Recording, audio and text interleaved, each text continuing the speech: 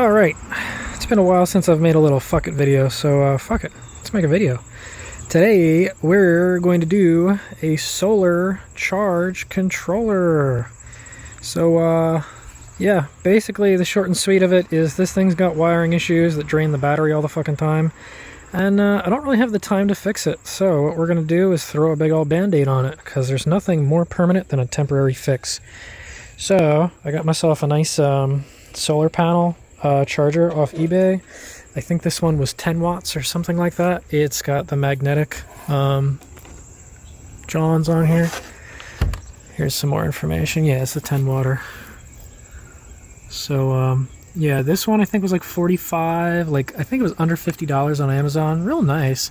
It kept the battery topped up. The only issue is it's not waterproof, so all the bits on the back of this thing went bad. And I didn't find out until the battery went flat. I don't know if this was actually draining it or just not topping it off, but whatever happened, there's a ton of corrosion in here. I tried to clean it up, but as you can tell, it's just still not great. So yeah, she's beat. So what we're going to do is just put a new charge controller in. And that's all this is. So the solar panel are these metal tabs here, and they feed whatever power they get into the controller, and then the controller will spit out a nice clean 12, 13, 14 volts, whatever, to charge the battery safely. And that is exactly what this guy is. So basically I went on Amazon and went for 25 and under, and then sorted by highest rating. So this was number 2 on the list. We got a solar panel in, we got battery out, and then we have a load, whatever the heck the load thing is. Maybe it like kicks something on or off, I really don't care. The only thing I need is charging. And it's got some status LEDs for when there's sun, when the battery's good, and when the load is either on or off or whatever. So what we're going to do is we're going to connect these wires to those wires, bypass this circuit completely, so that is raw 24, 30, whatever, how many volts comes out of that. That's going to go into the solar charger, and then we're going to reuse the battery clips on this guy for the battery terminal. And we're going to make it all plug and play and pretty and nice and all that shit. So I also want to see the status of this since it has LEDs, so I'm going to actually mount it right in here behind the grill so I can see the lights and from a distance if it's charging or good and all that. That's the nice thing about this 2.5 liter. There is a boatload of space back here. Seriously, you want to hide a body, I got a spot for you. So yeah, we're just going to take the grill off and slap it in there. Anyway, enough yamming. Let's get jamming. We've got our trusty dusty voltage meter out here, set at the DC volts 40 max. So if you check our posts right now, we're sitting at 12.3 volts. That's actually really nice for this truck, because usually the damn thing reads 10. As you can tell, the positive lead is disconnected because there is a parasitic draw on this thing. Again, there's all kinds of shit wrong with this. I'm pretty sure that the clutch master cylinder was leaking at one point onto the fuse block, and then the fuse block started doing a bunch of dumb shit, so that's possibly leaking. The dome light fuse, it gets really hot sometimes, and also sometimes pops if you turn the headlights on. It might be backfeeding or doing some weird shit. Again, don't care. We'll get to it later. But yeah, voltage is good. Something interesting, this battery was actually low on water.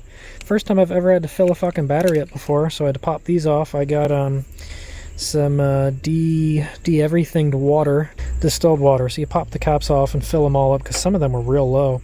It was crazy the difference it made. The Jeep was like not even wanting to start, and then I put water in it, and then it was like actually trying to start again, or charge. I think it wasn't charging, one of the two. But yeah, also check the water on that, because that was part of my no start issue. Alright, a couple Phillips head screws, and this guy will just come right off. By the way, if you want to piss off every single person in a Jeep group, just put your grill on upside down. Believe me, they'll tell you. Alright, let's wrap this puppy up. So if you don't know how to solder, now's probably a pretty good time to learn. Got my trusty hack over there. That thing has been on the same tip since I got this damn thing 5 years ago. God, it feels nice to have real stuff. Real good stuff too. Got this thing on a deal. Anyway, we're just going to let this bad boy burn into this for a few minutes.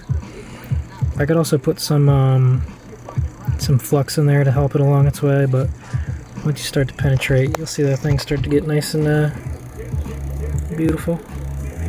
So once we're free, I can just let that guy swing out. And same for these.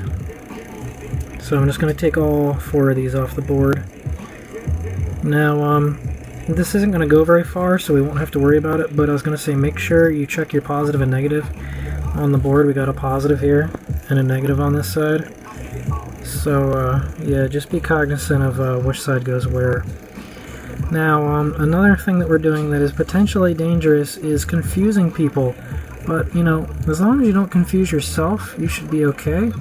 So, what I mean by that is we're pulling our full power from the solar panel directly into this wire. So any goofball could look at this system and go, oh, okay, let me just plug that straight into my battery, and you got 24 volts going to a battery. Now, luckily the amperage is low, so it shouldn't matter too much. But again, there is the potential for idiocracy, so make sure to try to prevent that any way that you think you can, with a warning label, or just tell people not to touch your fucking Jeep. You know, whatever works. Alright, so we got our newly modified solar panel hooked up to the meter, and we're looking about 21, 22 volts. Testing on the plug now. So yeah, she's good to go, and we got polarity right. So, yeah, we can hook up to the controller now. Schwiggity schweet. Okay, so before we get too far on this, I just wanted to take a little dry run, see what we're doing. So, we have our panel over there hooked into our red and black for the panel. We've also got our battery leads hooked up for the battery leads. And that is what is shown here. So, we're getting 2.5 volts on our output right now. I'll have to see if there's a minimum for this, but I think we're going to wire it up anyway, and if it doesn't work, whatever, we'll cut it apart.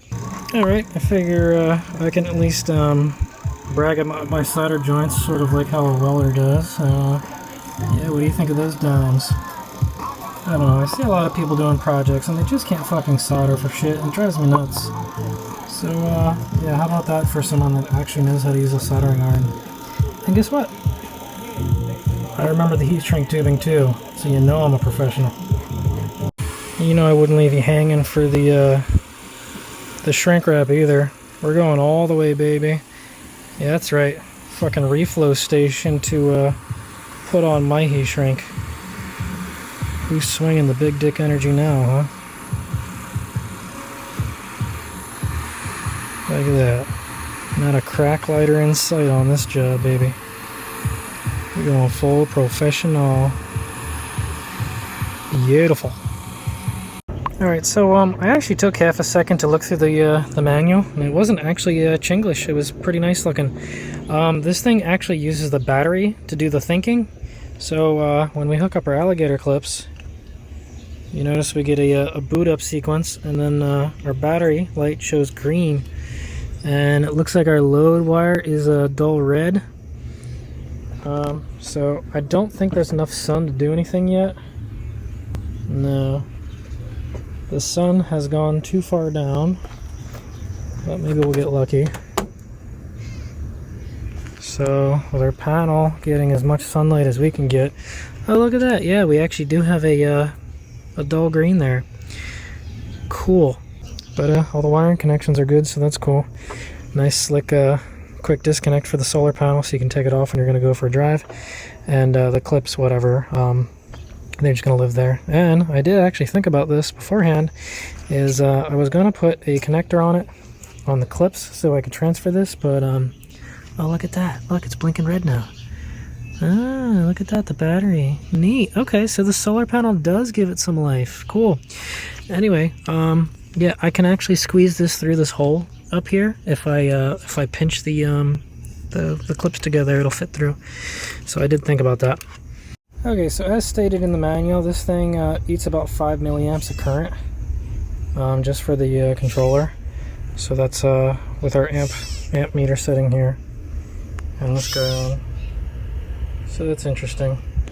Alright, so final little bit of install here. I had to bosh it at least a little bit. I used a self-tapping screw to make myself a hole and run that in there. So yeah, I guess that's installed now. The sun is down, as is the usual fashion for these projects. So we'll have to come back tomorrow and see how this thing's doing. We're going to leave that hooked up there for now. The current battery voltage is 12.31 volts. So we're going to come back tomorrow and see if the battery's any better or any worse. Alright, so here we are next day. It's about 10 a.m. and just come to check and see how she's doing. So the LEDs are kind of hard to read, but all three are on. And last night I came out around midnight to check the battery voltage, and it was 12.30 instead of 12.31, so barely a drop. But now we are sitting at 12.63, so already in the few hours of sunlight that we've had, we're up 0.3 volts. Actually, one more test. I want to see the amount of current this thing is pumping out. So right now, in this like sort of decent setup, we're looking at, I saw a peak there of 200 milliamps, but floating closer to like 170, 180. Now, just for good measure, since this was a drain problem, right now I also have the amp meter hooked up from the battery to the positive input to the car to check for parasitic draw. So now that the solar panel is unplugged, we got a more constant 3 milliamp draw. Huh. So this thing is really only eating 3 milliamps, but my battery's still going flat? Like, really? I don't know. That sounds a little crazy to me. Alright, coming back with another update. It is now 3 p.m., same day. And our battery's reading 12.76. Cool. Definitely going up. I like that. And we are definitely in full sun, so let's see how much current we're pulling. Damn, that is pretty impressive right there. That is a little over 300 milliamps right there. 335. That's cool. Alright, so here we are, day 4 of our solar charger being hooked up. And we're still the same voltage as day 1. We're at 12.77 right now. Was showing 12.78. Oh, there it goes. So I don't know if that's where the charger cuts off or what, but yeah, I guess that's where we're stopping, is somewhere around almost 12.8 volts. It's better than 12.3 or 11. Yeah, I guess we're done. Hooray! Well, yeah, that's how you install rooftop solar on a Jeep. Battery tender, anyway. Also forgot if I showed this, but this is what it looks like with the thing hanging out of the grill, so we can just unplug that when we want and just jam it in there when we don't need it. Sweet!